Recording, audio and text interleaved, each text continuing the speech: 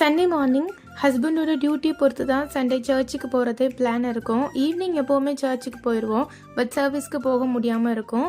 But இந்த 2026 இருந்து Sunday morning எந்த டியூட்டி முடிச்சுட்டு வந்தாலும் மார்னிங் சர்வீஸ்க்கு போயிடணும்னு பிளான் வச்சுருக்கோம். சண்டே மார்னிங் மோஸ்ட்லி எங்களுக்கு பிரேக்ஃபாஸ்ட் இருக்காது, தம்பிக்கு மட்டும்தான் பிரேக்ஃபாஸ்ட். ஸோ அவனுக்கு காலையில் எழுந்ததுமே பிரேக்ஃபாஸ்ட் ரெடி பண்ணி ஹஸ்பண்ட் கிட்ட கொடுத்துட்டு நான் ரெடியாக போயிட்டேன்.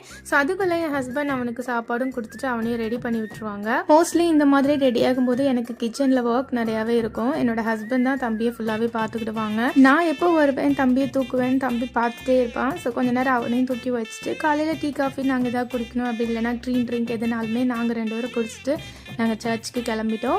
ஸோ சர்ச்சுக்கு போனதுமே அங்கே சர்வீஸ் வந்து ரொம்பவே ஸ்மூத்தாக முடிஞ்சிச்சு அண்ட் ரொம்பவே ஒரு ப்ளசண்ட்டான சண்டே தான் அன்னைக்கு. நாங்கள் இருக்கிற ஏரியாவில் சண்டே மட்டும் தான் ஃப்ரெஷ்ஷான கடல் மீன் கிடைக்கும். ஸோ அன்றைக்கி தான் இங்கே நிறைய பேர் வந்து ஃபிஷ் வந்து வாங்குவாங்க.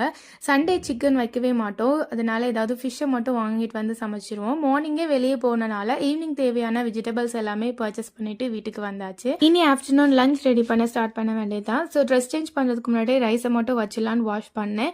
ஸோ இப்போ ஹோசரோட கிளைமேட்டுக்கு இந்த வாட்டர் எவ்வளோ கூலிங்காக இருக்குன்னா என்னோடய கையை பார்த்தாலே தெரியும். என்னோடய கை அப்படியே ஃப்ரீஸ் ஆகி ரெட் கலரில் ஆயிடுச்சு. ஸோ அவ்வளோ கூலிங்காக இருக்குது ஹோசரில் இப்போ.